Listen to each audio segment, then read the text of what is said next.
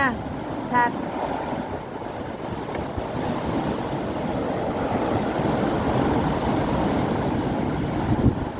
Semua bandara tutup, KLM tutup, Diskipo kereta api tutup, nggak jalan karena badai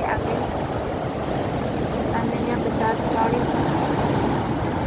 Lihat kecepatannya 143.